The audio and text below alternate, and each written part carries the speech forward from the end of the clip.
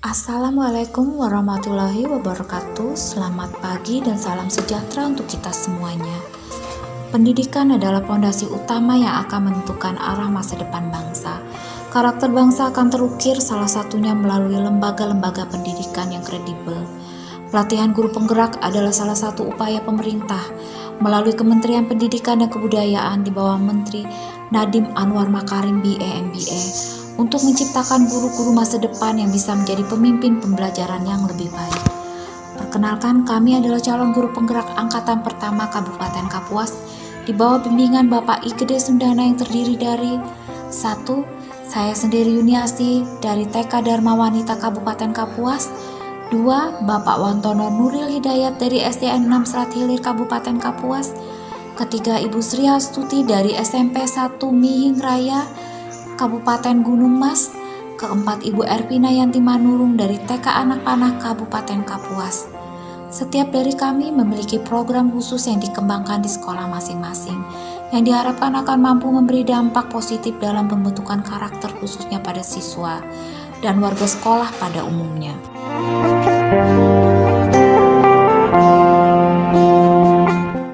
Kejujuran adalah mata uang yang berlaku di mana-mana.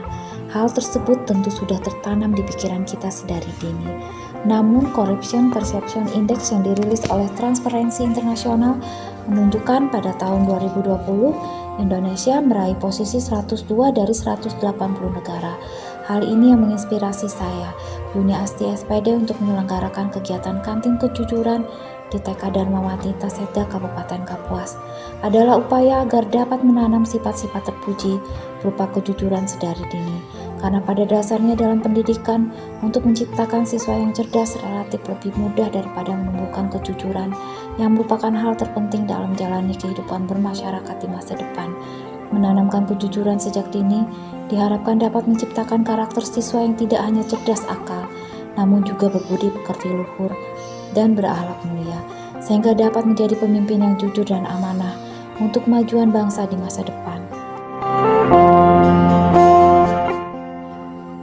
Sejak kecil kita mengenal budaya sebagai jati diri bangsa, serta kita tertanam kebanggaan bahwa bangsa Indonesia adalah bangsa yang kaya akan bahasa dan budaya. Namun hasil penelitian dari LIPI dan Kemendikbud menyatakan bahwa pada tahun 2019 telah ada 11 bahasa lokal sudah punah akibat tidak adanya penutur lokal yang mewarisi keterampilan berbahasa tersebut.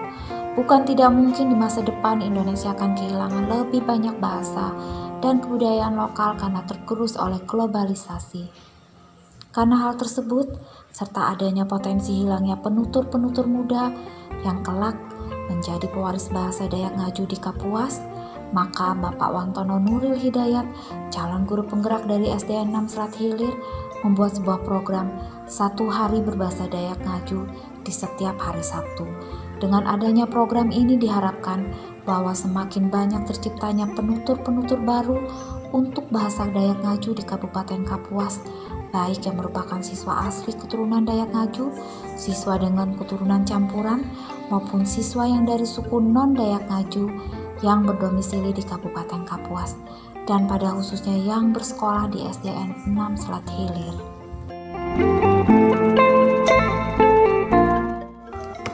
Literasi merupakan proses yang secara menyeluruh yang melibatkan pembangunan pengetahuan budaya, serta kepandaian untuk mengembangkan pengetahuan baru dan wawasan yang lebih mendalam.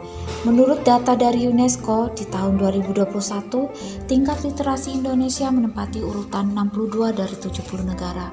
Jika data ini kita ubah dalam bentuk-bentuk persentase, maka minat baca penduduk Indonesia hanyalah 0,1%, atau secara sederhana dari 1.000 orang, hanya 1 orang yang memiliki minat literasi. Maka berdasarkan itu, Ibu Sri Astuti berusaha mengembangkan program gerakan literasi baca tulis di SMP 1 Mihing Raya dengan tujuan untuk mendidik, meningkatkan, dan mengembangkan budaya literasi di sekolah. Kegiatan ini diselenggarakan selama 15 menit pada awal pelajaran atau pada akhir pelajaran, yaitu membaca buku yang berhubungan dengan materi pelajaran, membaca kitab suci masing-masing di hari Jumat, serta membaca buku umum di hari Sabtu. Dengan adanya penanaman budaya literasi ini, bisa meningkatkan minat baca dan tulis siswa yang diharapkan mampu membawa masa depan bangsa ke arah yang lebih baik. Hutan sebuah paru-paru dunia, kebanggaan kami sebagai warga Kalimantan. Pelestarian hutan dan pengenalan manfaat hutan untuk masa depan adalah hal yang menjadi dasar dari Ibu Ervina Yanti Manurung dari TK Anak Panah untuk merancang program peduli lingkungan dengan menanam dan merawat tanaman bunga. Sekolah sebagai awal gerbang transfer ilmu pengetahuan dalam hal ini, TK sebagai pondasi dasar siswa adalah momentum awal untuk dapat mengenalkan siswa dengan rasa kepedulian lingkungan sejak dini. Diharapkan program ini selain dapat membuat suasana sekolah menjadi lebih asri dengan hasil kerja keras siswa-siswa sekolah TK Anak Panah, juga mendapat dukungan dari orang tua siswa untuk dapat mewujudkan lingkungan asri tidak hanya di lingkungan sekolah tetapi juga di lingkungan rumah siswa.